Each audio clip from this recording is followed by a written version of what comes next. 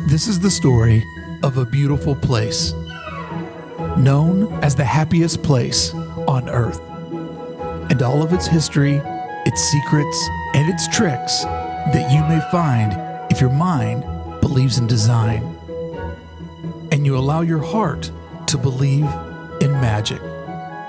Step inside and become a citizen of Disneyland. Tony Mendez, how are you, sir? Very good. I had a pleasant Thanksgiving. I hope everybody else did as well. How are you doing, Mark?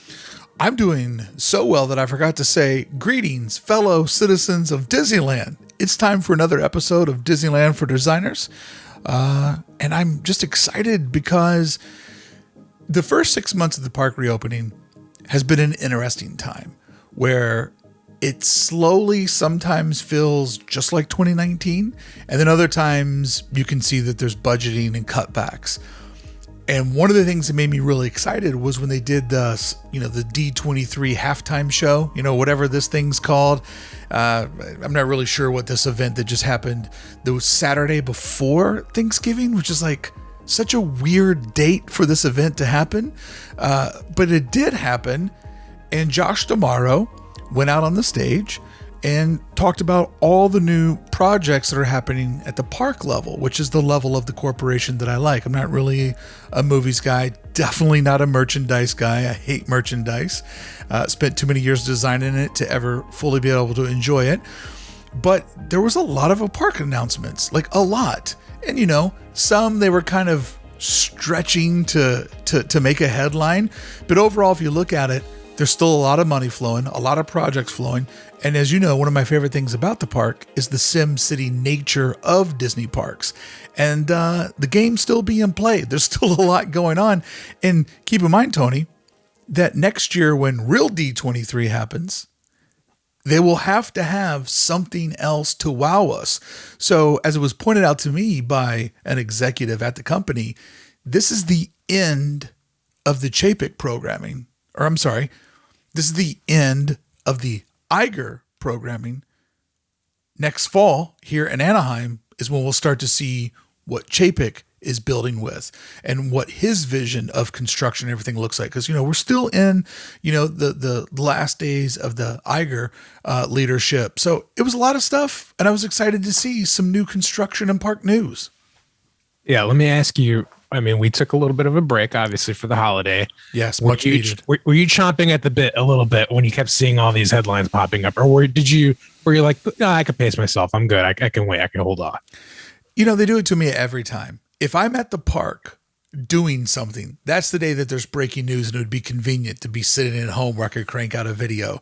So, Tony, I actually, on this break, and partially due to this, I did a little contemplating my future, the channel's future, and a lot of things are going to change.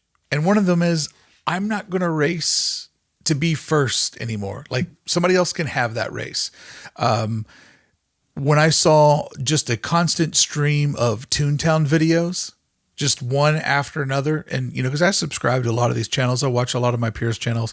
When I just saw one Toontown announcement video after the other, I'm like, a lot of people doing the same thing and doing it quite well. Maybe I need to pull myself over to the side and approach it a little bit differently. So to answer your question, one part, yes, extreme frustration. 2 parts, maybe it's time to recontemplate because you just can't stay on top of the news cycle. It's just so much. And Disney drops news at like 5:00 on Fridays and Saturdays before holiday weeks. I don't want to ruin my life over this stuff. I feel like the longer we get into this relationship with the Disney parks, every year it just seems like more and more compounding news cycles and things that happen where I feel like when I first really got into it, it wasn't like this. It was never like this. It was like you got news every once in a long while and you'd be like, oh, that's cool. But yeah, now it's just a constant drip. And yeah, you got to keep your fingers on the pulse of the parks. But at the same time, got to slow down. You're not racing yet and enjoy it. Exactly. And, a lot of times people want to rush and break down the concept art, but you don't even know the full story yet. And, these are all things in development. So, yeah, I got plans for a Toontown video. I'm in no rush to make it because it's the holidays. And I want to focus on that first because this Toontown thing's not going to happen to 2023. But I get ahead of myself because what we're going to do today is we're going to go park by park, look at the announcements that were made at D23 halftime, and then we're going to pick a couple that we want to talk about. So let's jump over to Walt Disney World, which I learned Walt Disney World is different than the Magic Kingdom. Yes.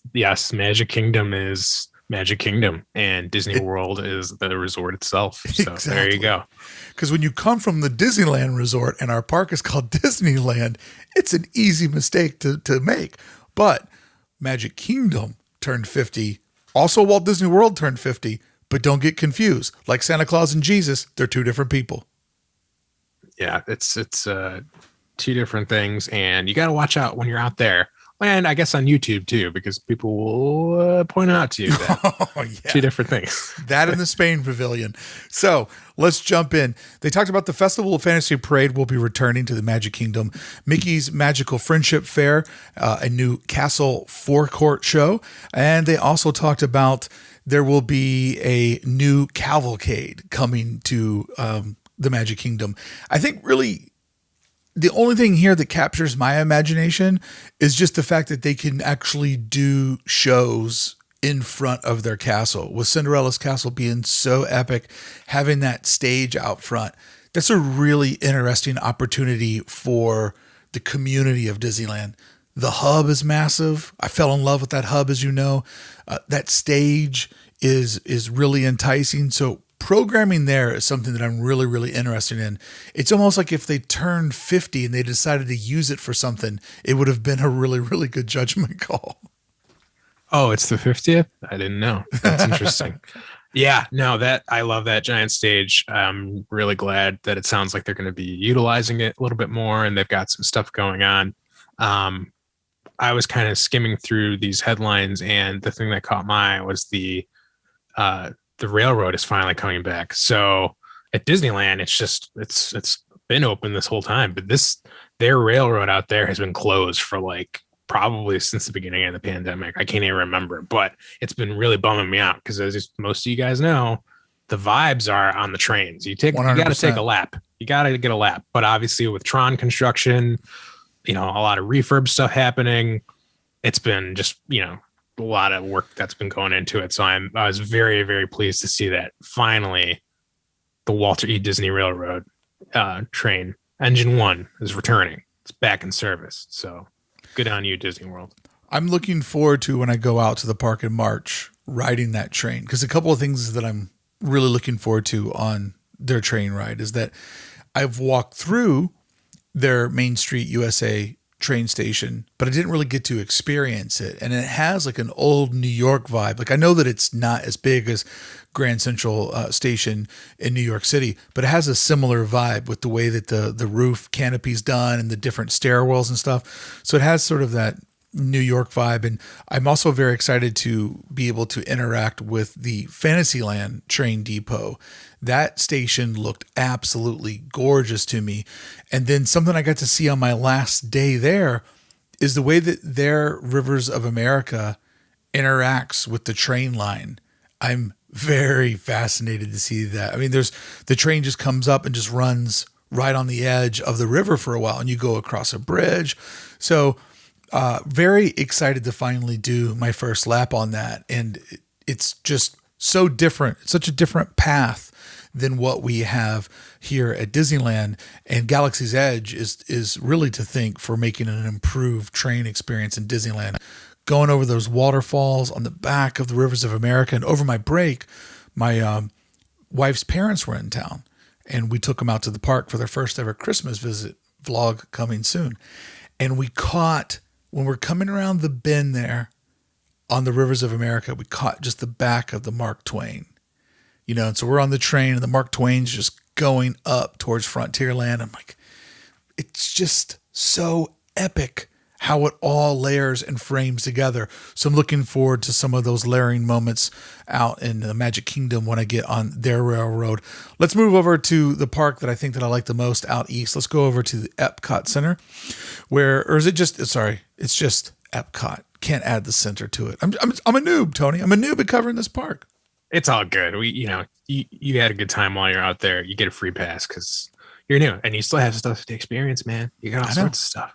And I discovered the Spain pavilion that nobody had seen before until one brave explorer went around the World Showcase and found Spain. Guardians of the Galaxy Cosmic Rewind was announced that it'll open up in summer of 2022. They gave a lot of different details about that. They showed the poster. They showed some different concept art. They showed us what the queue was going to look like. They also talked about some new restaurants that were coming and that they were going to be adjusting some items with the Epcot Festival of the Arts, and something that I had really been looking forward to, a new statue of Walt Disney, is still on the books. You know, when we saw Chapek give this speech back in, 19? At the Anaheim Convention Center, you know, there was a lot of things we were wondering, are they going to go away? Obviously, you know that the big roller coaster projects are going to happen, but a thing like the statue of Walt, that's an easy thing to just slowly let disappear. Or that beautiful building that was going to be a part of World Showcase, or I'm sorry, Future World. You know, it's slender at the bottom. It goes up. It's like a pavilion with a park on top of it. I thought that building was everything that I love about Disney design and architecture. That did disappear. So for me, seeing that Walt statue still in the books, that's awesome. Yeah, I think if I had to pick one thing that I was most excited for, with all, obviously, I think both of us are very excited about this Guardians attraction. It's going to be, this is something Imagineering has been building towards for the last 10 years or so, where we're going to see, you know, all of the new attractions, everything is going to come together, and it's going to be this super thrill ride and dark ride at the same time. So super excited about Guardians. But the thing that Epcot has been missing this whole time, I've always felt is the presence of Walt. So I think that by having that statue, and it's a beautiful design, it is. It looks like it's going to be really cool, and it's very subtle. It's kind of in a way, it's like comforting. Like I feel like it's not going to be jarring. Like he's just kind of sitting, you know, on some stairs somewhere. That's, you know, in Epcot, and I think that is beautiful. That's all I need. That's all I need is just his presence there. He never got to step foot in that place. This was his dream. Obviously, it turned out very different than what he had, you know, was wanting. But I think that's awesome that there's a statue there that will be there. So I'm very excited about that.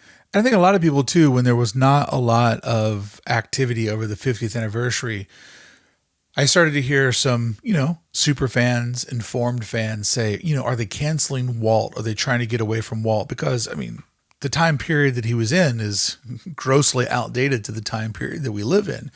And I think that showing, you know, this area, Dreamer's Point, that's being put into Epcot, and a statue of Walt, it does show that the company still has a commitment to its founder. And we also saw some of that happening with announcements made over in Toontown here at Disneyland. So seeing that they are attached to him is great. Having a place called Dreamer's Point, like, you kind of can't lose the big picture of this was once a family-owned company that really set out to reshape the world of interactive entertainment. And, you know, the theme park industry will never be the same because of their achievements. And the man used his last breath explaining to his brother what Epcot should be. And granted, they made a food court instead. But I do believe having him in there will be awesome. But let's not step over the lead. Probably the most anticipated thing that's being built stateside, I think, is going to be Cosmic Rewind, Guardians of the Galaxy.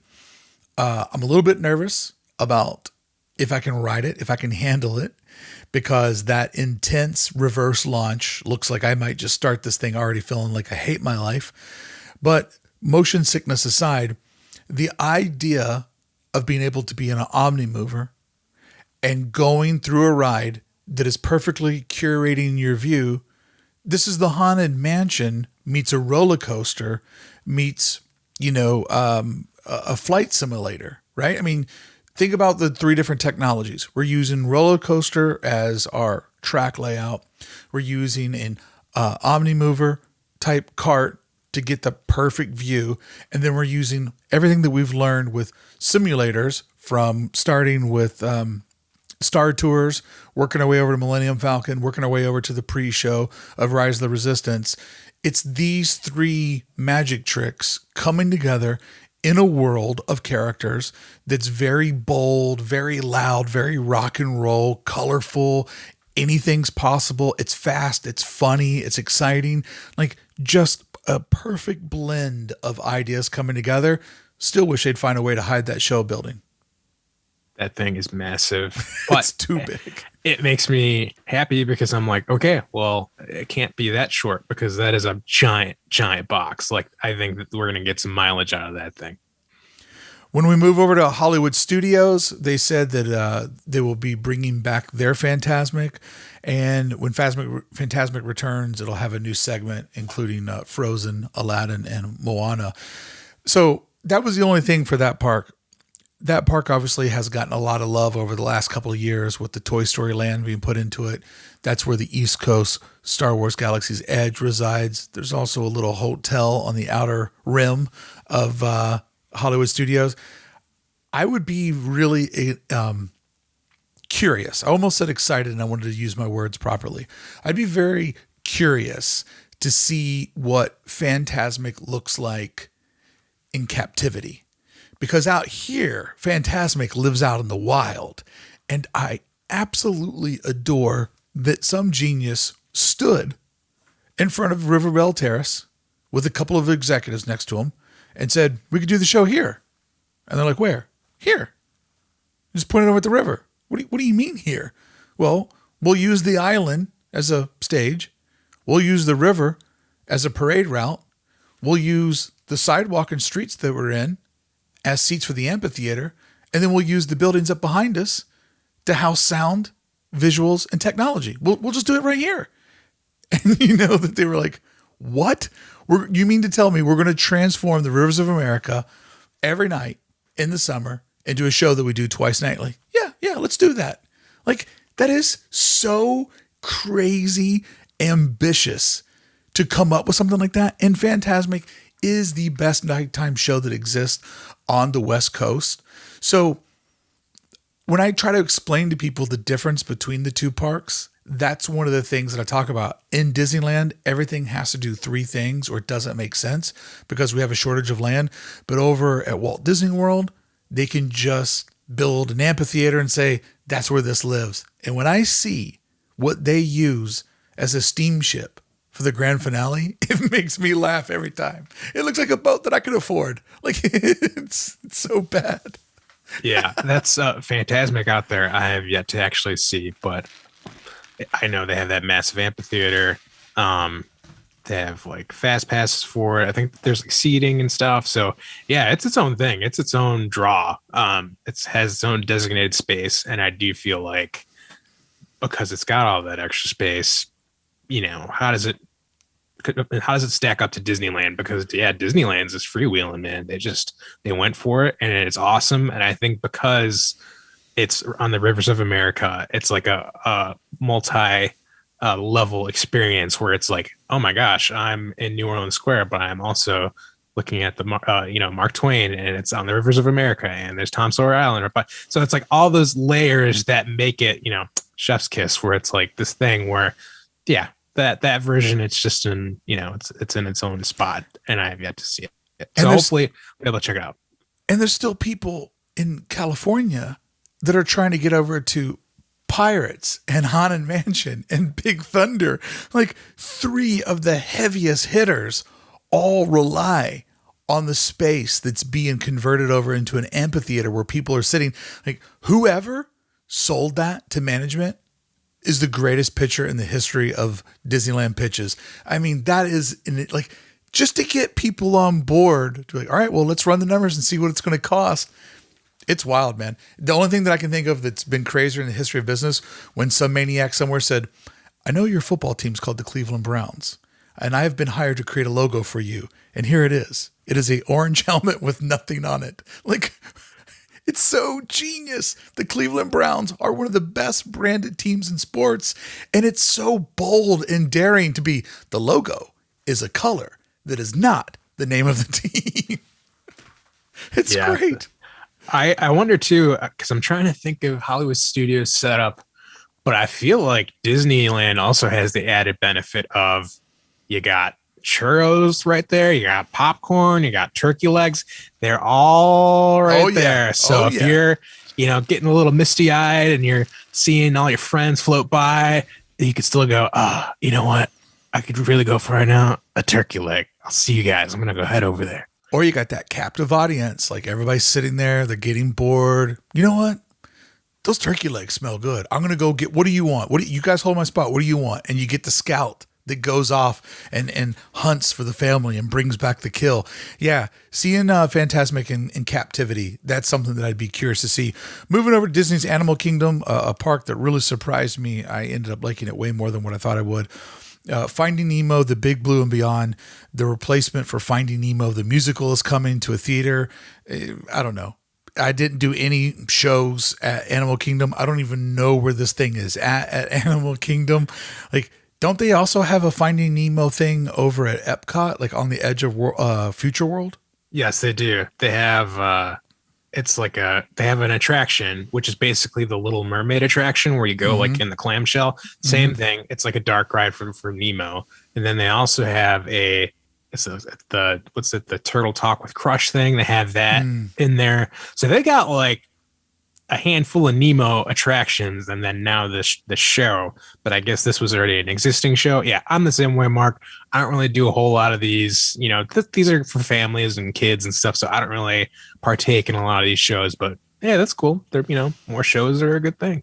When I get this bracelet taken off my ankle and the judge says I can go in those shows, I'll start going to them. But for right now, I got to stay out of those buildings. Moving over to the new kid in town at the Walt Disney World Resort, Star Wars Galactic Star Cruiser. They showed a lot. They showed more than what I thought they would. And dare I say, I think they showed too much. Because as someone who is booked to go on the Star Cruiser, I will be on the 5th ever cruise. I'm not as excited as I once was because everything is looking really cartoony. And Galaxy's Edge is tactile. It has tooth in it, right? Like it's a very weathered down. Things look like they're made out of actual metals.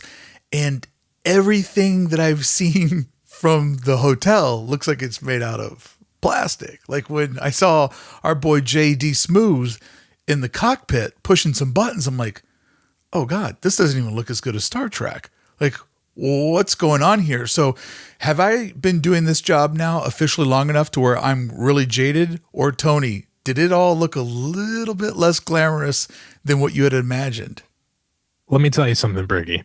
Lay it on me. This is a better you than me situation because I will be living through you. I'm glad I'm not spending my money at this point because wow, after I saw some of this stuff, I mean, I feel like within the last month or so, stuff had been trickling out and I feel like everything that I would hear or see, my excitement went down a little bit more because there was a moment in time where when this was announced, I was like, $5,000. Here, I'll throw it at you. Whatever you want. I will be out there. Just say the word. And then the closer and closer we got to this thing, it's just been like, that's what it is. Like it's yeah, man. It's just like that whole the bridge. Like, what's up with the lighting on there? It looks like a Chuck E. Cheese or something. Like, yeah, it does look like Chuck E. Cheese. Like, cause dude, I've never seen any ship look like that inside of Star Wars. Like, what style guide are they? I mean, it looks like you're playing Oregon Trail back in the 5th grade. Like, I don't know what's going on here, man. But clearly, they didn't give Scotty Tollbridge the budget that they did for Galaxy's Edge, or maybe it's because we get to touch everything. It has to be more durable. But if you showed me a photo of that bridge, I would not say that looks like Star Wars. Show me a photo of any random area of Galaxy's Edge. I'll be like, that 100% looks and feels like Star Wars. Like I'm a little bit nervous about my investment here, bud. Yeah, I mean, the rooms, they look pretty neat, and I think the projections or the windows, whatever you want to call it, those will be cool. But I feel like they showed way too much, and when they showed the bar, especially, I just got more of the Space 220 vibes, where I was like, it looks little, it looks about the same thing. But Space 220 was not impressive. You got some aliens though, Mark, and you could play Sabak. You can play with. You're gonna have a great time role playing. I know you. You're gonna love it. You're gonna be into the role playing, and then just the cherry on top, Mark, is that the real lightsaber is non-retractable. It can't go back in the tube. So like, are they gonna like, and then you're gonna like go do your thing, and then you just you have to hand it off to somebody else because they can't put it back in the thing, and then you've lost that experience of getting to, retract and extend the blade. I don't know, man. I think I'm being super critical, but that's my vibe. I have to say, it's one of those moments where the concept art and the way that they told the story with Disney magic sold me on it. Like when they announced the price, I'm like, that's not that bad. And with my final payment due next week, I'm like, what did I drop $1,800 on?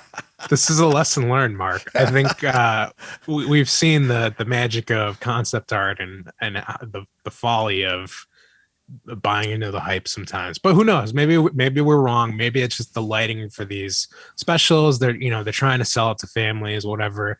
Maybe it'll be sick. I don't know, but just I do not have a good. I've got a bad feeling about this, Mark. Yes. I feel like it's a trap. And we'll see what happens. But, whatever. That's the job of being a reviewer, right? You go in first and you tell everybody the real deal. That's what you sign up for when you do this job.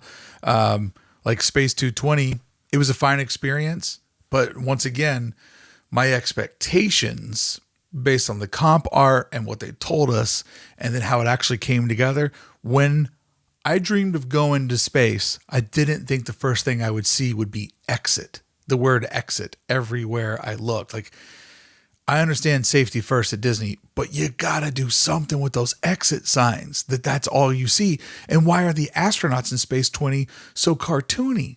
Like, why did they say, like, it's supposed to be a real thing, and then the icing on the cake that sells it, they go with a cartoon style guy. Like, why don't they do real looking dudes? You know what I mean? Like, get some actors, go into a green screen. They probably own one of those.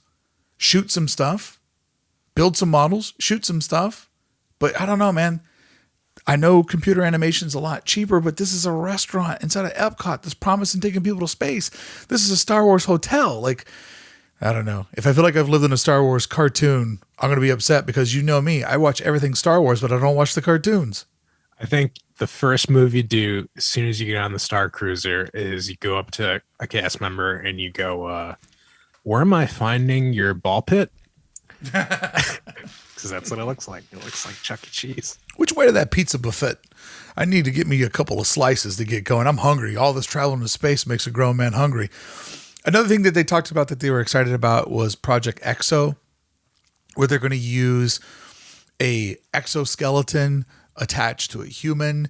And I guess the thing that they're really excited about by using, like, something that's a little bit different than like stilts to put them up high, is essentially a low weight, fast reactive puppeteer system where, you're wearing something where your fists are essentially the character's elbows, but in the elbows at the fist of the human fist, you can, work all the fingers and everything. So this would give them the ability to take Thanos or the Incredible Hulk and put them in an Avengers land. I'm not really sure of any other big characters from other movies that could bring to life. Wampa, Mark. The Wampa from Empire Strikes Back. The big white guy. He could I know be you're talking around. about. I was thinking The Rock from Moana. They could finally have him walking around the park. But this is a really cool technology. I feel like this is one of those things, though, where believe it when I see it. Because, there's also the ability for the fully animated Mickey head, and it's very rare that they pull that out. So it would be very cool to see them do this. Star Wars Galaxy's Edge, I was there with my in-laws, as I said, the week of Thanksgiving. We were there on the Tuesday before the holiday weekend. They really loved Galaxy's Edge. It was their first time in it. In one night, they experienced Rise, Falcon, and Oga's. So they were really ready to rip. And they left, just kept saying, man, it's too bad we didn't get to see like a Stormtrooper or Chewbacca. Never saw a character the entire time we were in there. And we put some hours in, and prime time hours too. So, Disney can talk a big game and get creative with characters, but they have got to commit to it. They have to commit. And I will give them credit. Last time, 2 weeks ago, when I do this new thing, when I go through Avengers Campus, I do like a character count because the land falls apart without it. I saw a lot of characters when I went through there. So they're still keeping Avengers Campus flowing. But for some reason, there's just been a big disconnect on Galaxy's Edge. Have they put out Hawkeye and Kate Bishop yet? Yes. Okay. Oh, that's cool. See, yes. that's what Galaxy's Edge needs. It needs a constantly rotating. It needs Hawkeye. Jeremy Renner. Get out there, get on the floor with Kylo Ren. It just needs something different just to break it up. It doesn't have to be characters. It could be aliens, just different something. Keep them moving, make that land feel real, 100%. Let's move over to my favorite park. It's called Disneyland. Maybe you've heard of it. Been there a couple of times myself. Hope to see you there one day. They announced that the new Magic Band Plus is coming to Disneyland in 2022. Now, I'll say this, Tony. I thought I hated the idea of the Magic Band. I didn't want to wear a shackle on my wrists, a financial shackle where you just spend money. But I absolutely was floored at how efficiently you can get into all 4 parks on the East Coast. Walking into DCA and walking into Disneyland is a logistical nightmare. And when I was on Small World, it said my name on one of the postcards because I was wearing that Magic Band. So if this would have got announced before I take that trip, I would be poo-pooing all over it. I'm pretty pumped about this. And also, I have my app linked over to my bank card, and it just puts me through a couple of different extra steps. It would just be really, really rad when I'm ripping the park to just be like pretzel, ice cream cone, water, scan it. Let's do it. Spirit jersey. You need a Spirit jersey? It's free. It's on my wrist. You need a Spirit jersey? I don't know. I'll buy everybody a Spirit jersey. So I'm excited about that. What do you think about that being a bi-coastal thing? Finally, we're getting at Disneyland. I've always been into the Magic Bands. I think they're cool. I think they're efficient. I think they work really well for all the reasons that you just mentioned. It's super easy and convenient to get into all of the Walt Disney World parks. So I really hope this speeds up the process for Disneyland. The other big announcement too is they're right off the bat coming out with the brand new Magic Band, which is going to have extra Bluetooth features and lighting. It lights up. It's got and that one that they're coming out with looks dope. Like it's got the original Disneyland sign on it. I'm like, I gotta get one of those. This is really cool. So, and I don't really splurge because I know there's a whole collector's market for Magic Bands. I mean, there's thousands and thousands. Just give me a black one. That's all I need. Just give me a black one. Yeah, they usually give those for free. Disney World, they have like 5 or 6 different colors, and if you book a vacation, you get one for free. I don't know if the Disneyland will do that, but yeah, Magic Bands are cool. I'm down with it. I can't wait for Disneyland to finally get it. I will be interested to see what these plus ones sell for, because it almost seems like it's a, inner park Apple Watch is kind of the vibe that I get for it. So, nearly not the same experience that one could get from an Apple Watch if you actually, fully use your Apple Watch. I think most people that use an Apple Watch use like 5% of what it's capable for, because it's just a little bit of a tricky thing. It's not as intuitive as other Apple products. I'd be interested to see what the price point is, but definitely I will rock one of these just to make life easy. And if there's a Magic Band line, or when you get to the edge there, you can just do what you do out at World. Oh man, I will crush that so hard. They also announced that Fantasmic and World of Color are set to return. That's great. We've been seeing slow signs of refurbishment and construction on the rivers of America. So the writing was on the wall that was going to return. And obviously, major project going over at the World of Color Lagoon. I've been tracking that with my weekly video series update, where we've seen them repouring concrete, putting in all kinds of new stuff on the shoreline, like a real major revamp of World of Color. I don't think the show will be different, but just the infrastructure around it, which is cool because that park, because for whatever reason, being the little brother, DCA has an early bedtime. The park closes early, man. And they shut their food down even earlier. Like, good luck getting anything to eat after 8 o'clock in DCA. So having World of Color be a late night show there, it does such a good job of holding people in that park, and at the end of that, a lot of those people will go home. It takes some of the weight off of Disneyland, which is exactly what that show was set up to do. Well, I was out there last month. It was depressing without the water. It is really depressing. It looks grim. World of Sand? World of Sand? Yeah. And also, I probably shouldn't say this out loud, but I have never seen World of Color in person. So what? That's on my list. Yeah, and I chose you as a co-host? What negligence on my part. Dude, you have to see it, man. It's such a great show. So good.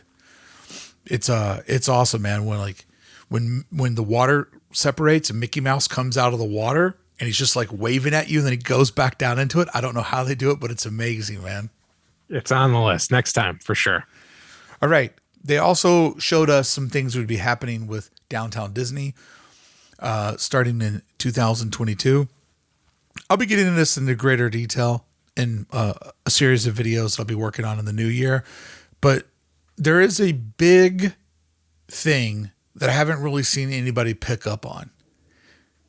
This new project, or they showed this little slice of where the AMCA theater is at in Downtown Disney.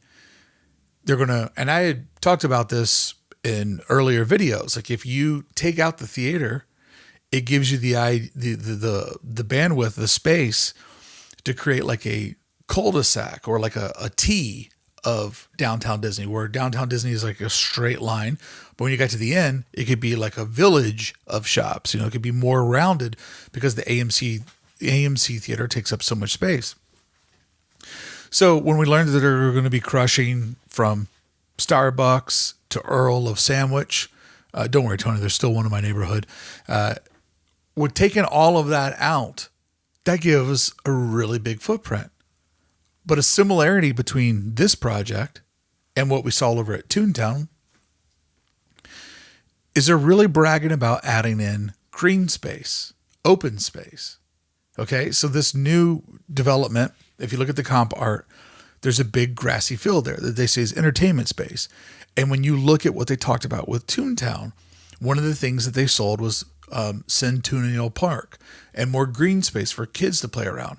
Now, it could partially be that they've realized that Toontown was too compartmentalized and that Downtown Disney needs to have just places to hold people. That could be part of it. It could also be sort of an environmental thing.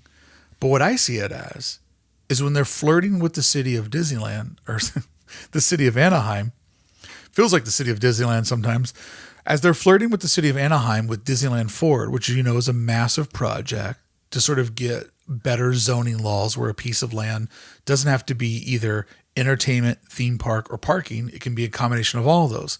I think this commitment in these two projects to green space, open air space is showing the city and the citizens that, hey, give us the right to use our land how we see fit, and we're not going to cram every inch with construction.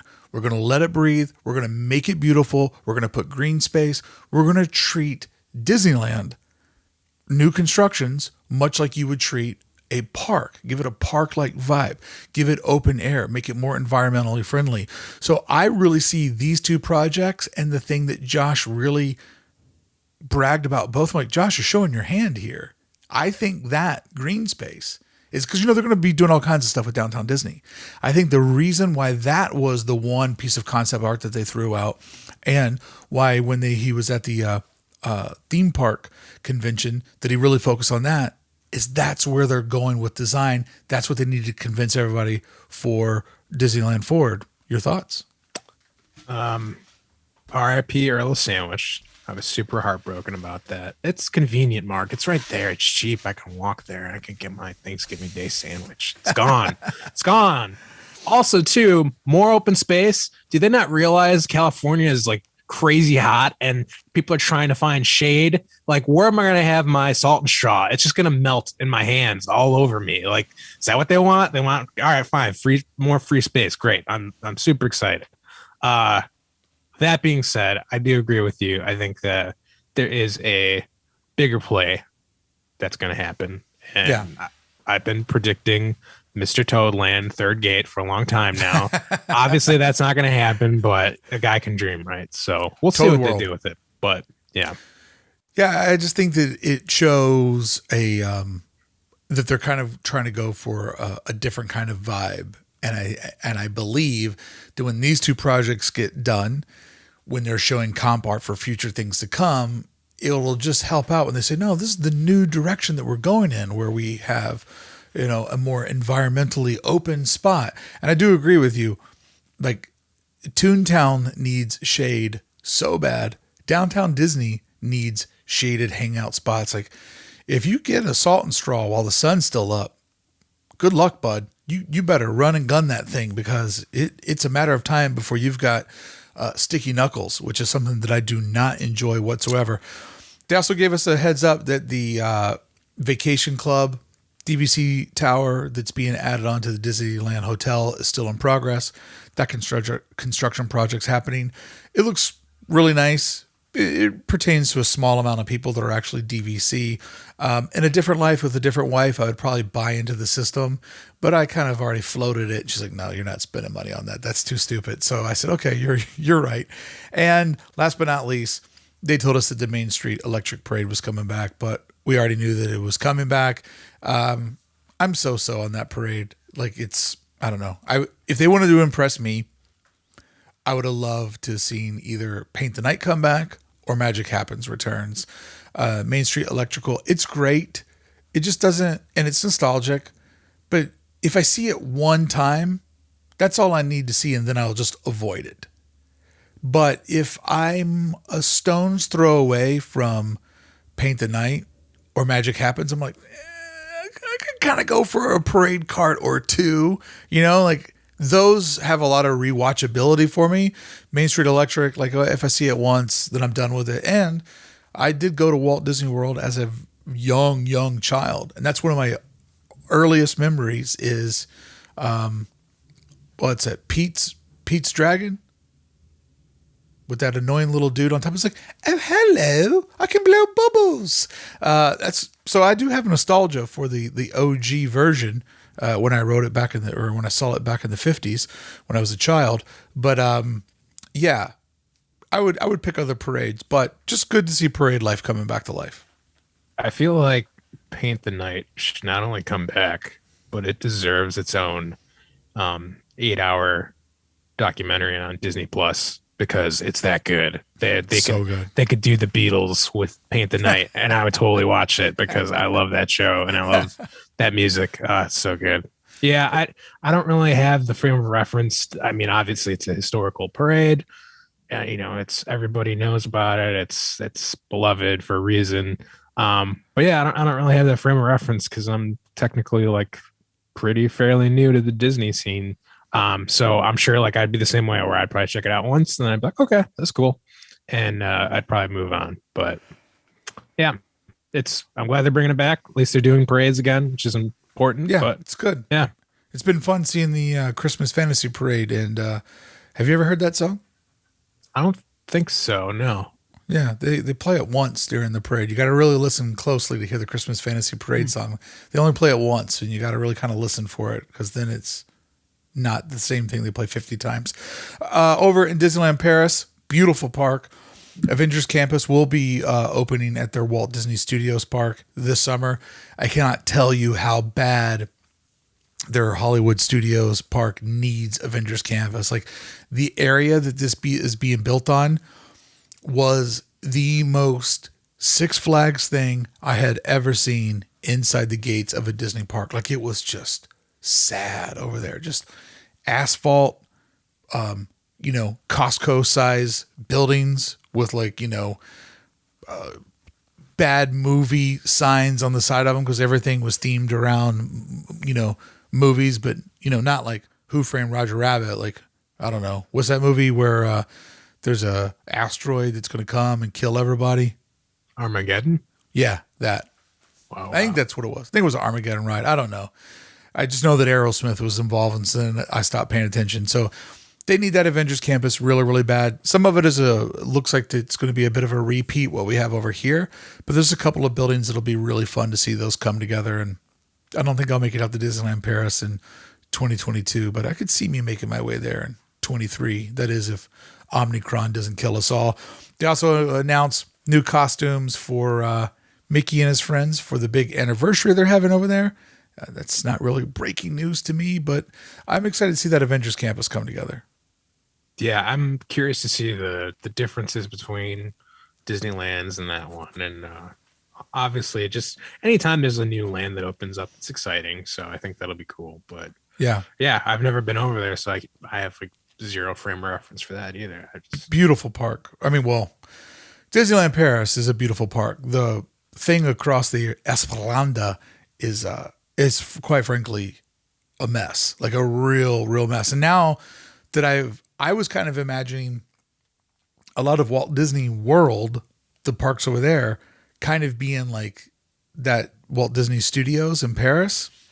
Not even close. Like when people were like, "Oh, Hollywood Studios is in rough shape," I'm like, dude, go to Paris, man. It is. There's no main street.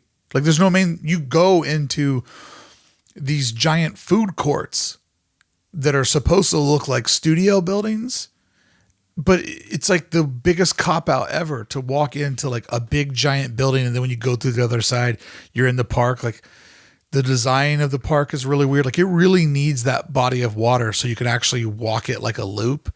Cause it's the way it is. It's just like a U, and so you either walk one way and you hit a dead end and you got to walk all the way back, or you go the other way and you got to walk all the way back. It's a horrible design.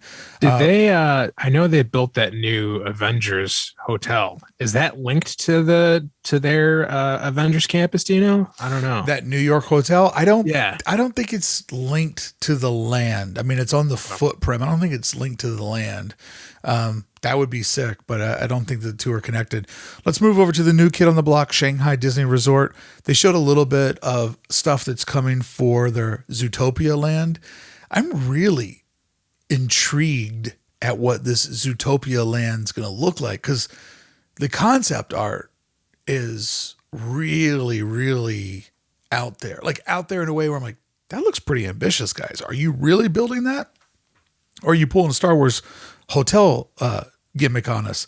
So I'm excited to just, if anything, to see what this facade looks like, to see what the actual land looks like. I think, I agree. And Zootopia is a really, really good movie. Is it? Really, yeah, it's awesome. You should definitely check it out. It is highly watchable. Definitely one of the better Disney. It's a Disney animation. It's not Pixar. And it's really good. So when this land was announced, I was like, that piqued my interest. I was like, I think that's going to be amazing. And it seems like they're going all out. So all for it. I think it's going to be rad. And I saw they previewed some of the animatronics for it. I don't think I saw any video. I just saw some like screen caps, but it's already looking great. It looks like they're halfway there. So it should be cool. Yeah, I don't really know anything about the property. I just kind of always saw them like, I don't think that's for me. But apparently it's a huge film in China, like really resonates with that audience a lot. And that's why they're going all in on it. But it's always fun to see a new land come together, especially when it's a new land, like not something that they've done elsewhere. I'm really wanting to get to the Shanghai park, had plans to try to do all three Asia parks in one like crazy trip. Obviously, something happened and I wasn't able to do that. But That Pirates that they have over there looks phenomenal. To see that Walmart-sized castle looks phenomenal. Like the hub that they built around that thing. Like there's a lot of really interesting design that's happening over there. Let's hop over to Hong Kong Disneyland, where they showed us a little bit of Arendelle, World of Frozen at Hong Kong Disneyland. So a little bit of a thing that people were talking about over in Club 1313. When they showed the Disneyland Forward proposal, I think a lot of people that are theme park fans and not artists or designers or people that work in media, such as myself, they got a little confused.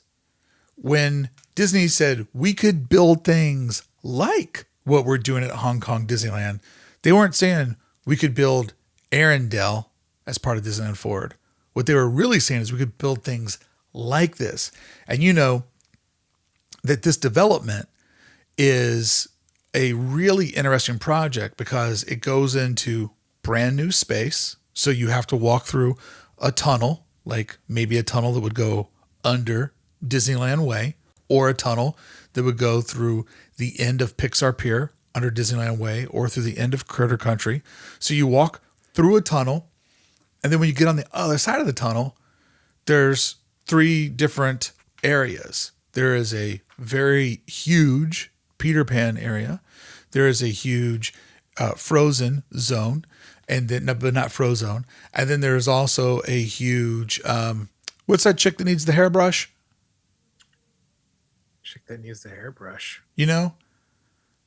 And at last I need a brush. Oh, from Tangled. Yes. Yeah, Tangled. Yeah. Mm-hmm. Then they're giving the Tangled woman a spot to get her hairbrush. So in Disneyland Forward, they weren't saying these are the properties. They were saying with this zoning, we could build something like this because this land also houses a hotel in this land, accessible to this area. And Tony, because it has tunnels, it would be very easy for them to have this portion of Hong Kong Disneyland only accessible to hotel guests for like magic hours or magic evenings or special parties or whatever like that. So I think when people looked at Disneyland Forward, they were looking at it from a fan's perspective of like, these are the properties we're getting. I think you should look beyond the properties. The properties don't matter. It's the mechanics of what they were pitching of we could do new lands, housing, hotels inside of them. Currently, the way that Disneyland is zoned, they wouldn't be allowed to do this in the parking lot that it sits between the Pixar Pals Garage and the Disneyland Hotel, or the parking lot that is currently the Simba lot next to Paradise Pier Hotel, which when does it become Pixar Pier Hotel? Like, what are we waiting for? Put a big ball on that thing. But I just wanted to break that down because essentially what they did was they showed everybody a style guide, and a style guide or a mood board would be the better term. A mood board says, these are some other things that we've done. Envision us doing something like this here. Not these specific properties, but this kind of a vibe, this kind of a mood. I think there needs to be like a Brickey PSA where you come out and you go, hey kids, just because it's in the concept art doesn't mean that's what you're going to get. And knowing is half the battle. And then you just walk away as dreams are crushed because now there isn't a Tangled Tower. But hey kids, stop all the downloading. Those G.I. Joe PSAs are so phenomenal. Last but not least, Tony, Disney Cruise Line, 2 new stage shows are coming to the Disney Wish. Have you ever done a Disney cruise? Well, I was going to say Hell, but I think Hell's okay. Hell's all right on YouTube, right? We're good. Yeah. Hell no. I have seen the Poseidon Adventure. I've seen that movie. I see what happens on cruises. Ain't happening. You will never see Tony Mendez on the high seas, even if it's Disney. Disney can't make me feel that safe. I'm sorry, but never happening. How about you, Mark? Haven't done it. Don't think that I will. It's one thing to go to, because my wife will go to Disneyland because it's down the street. She has zero interest in going to World. It's one thing to like go to a Star Wars hotel with your buds or to go to some parks with your buds. But I don't see me in the AS going on a romantic cruise together. Like, I just don't see that happening. I like, do. I could see that. Like, I think my thing is you're stuck on a boat with people you very well may not like. Like you're stuck with those people for the next, week or so. And I think I would be probably miserable after a little while. absolutely. It's I've always thought of a cruise, and this is, an idiot speaking because I've never done it. And cruise people really love cruises. But as somebody who's never did it before, it always felt like going to the mall and then all of a sudden the mall just breaks off from the earth and just goes and floats for 5 days. And I don't know that I want to be in the mall for 5 days with a bunch of strangers. I love being in the mall, but I don't know if I want to be there for 5 days. But when I do the Halcyon, I'll be able to tell you how I like Disney cruises as I go on a cartoon ship to space. Tony, they should really market. They should really market it as a cartoon ship to space. I think that is the perfect marketing. Man, they've got that thing on lock. It's been sold out forever. It's like for all of next year. Like you're one of the first lucky people that gets to go. Don't be down on your cartoon cruise, Mark. You're gonna have a great time. It's gonna be Jar Jar Binks is probably gonna pop up at some point and serve you some food, and it's gonna be great. Misa's so happy, Annie. I get to go on a cruiser. Yeah, it'll be interesting. I mean, I'm still excited to go. I'm not asking for a refund. It's just, man, they showed too much. Don't forget, you're still going to Disney World. Like that is part of it. Well, I'm going to rip the park beforehand. So I'll do some park days ahead of time. End my trip on the Halcyon. Hightail it back to California so that I can put together whatever video I did. And as I've always promised, when I do the cruise, I'm going to record a radio play because I really want to commit to the role playing, even though I hate role playing. I hate games. I hate any of that stuff. But Disney gave a challenge. You can go on this cruise and you can live your Star Wars fantasy. I'm going to take them up on that challenge. I'm going to commit myself to being a character. I'm going to commit myself to the art of role play, and I'm going to record a radio play narrated by me, voiceover by me, get a couple of buds to do a couple of other voices that I need. You'll hear Star Wars sounds in there. Like it will be hitting play, listening to a play, and it will be exactly what happens. Like, how do they let me live my Star Wars fantasy? And if going to Batuu isn't to be a part of a quest, we just get to go there and build droids, I will put that in the radio play. Yeah, I think that's the thing is that I feel like they've shown a lot in terms of the actual ship itself, the interior, but there's still a lot we don't know about the actual mechanics of this trip. Like we still don't know, like, are they going to make you put away your phone? Like, are they going to confiscate it? Are you going to be able to record? Are you going to be able to, Snapchat and text people while you're doing it? What's the clothing situation? Because that was a big thing, was like, you'll basically be turning in your clothes and putting on Star Wars clothes, and you're going to be fitted and you're going to be a character. So there are so many different things that we still don't know yet. So we're getting down on it, but I feel like there's still a lot we don't know, and I'm curious to see where you can take it, Mark. So kudos. I mean, I'm so excited to do it. And I'm not saying that it's a bad idea. There is a noticeable difference in how this stuff looks versus Galaxy's Edge. And dummy me, I thought I was going on a cruise that looked more like Galaxy's Edge and less like Star Tours. Oh, that is a very good analogy. Yep. No further questions, Your Honor. All right. What do you say we go do some bonus content for our members over at club1313.com? Let us know in the comments below. What are you excited about these announcements? Are there things that you're pumped up for? Am I overreacting? I don't know. Tell me, have I just gotten jaded and I'm already poo-pooing the Star Wars hotel, even though I haven't been there yet? I'm just calling it as a designer's eye, calling it from an artistic, thematically, fun-wise, who knows? Could be the greatest thing I ever do. But looking at it from an artistic way, it's not up to what I was imagining. You should be counting your blessings that you are among one of the first people that is going to get to go into space on a Star Cruiser, Mark. I mean, that's like Jeff Bezos is charging people $25 million. You got in cheap. You got it on the ground floor cheap, Mark. Yeah. Remove some zeros, and that's what I paid. All right, let's get into some bonus content. Thank you so much for checking out the podcast. We will be back again next week for, I believe, maybe our final episode of the year as the holiday break is coming up upon us.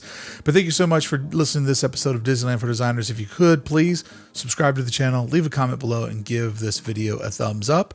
Tony, let's hop into the Clubhouse and do a little Club 1313 content. Let's talk about Hawkeye. Want to give a review of that. Want to talk about what is happening with Splash Mountain. And I want to talk about whatever it is that you want to talk about. Because last week somebody said, Brickey, you've got to let your co-host talk. So I'm going to let you talk the entire bonus content. And I'm just going to sit here and count my money. Yeah, this is the Tony Mendez show now. So thank you all for joining the Tony Mendez hour. We're just going to go crazy and talk about whatever I feel like.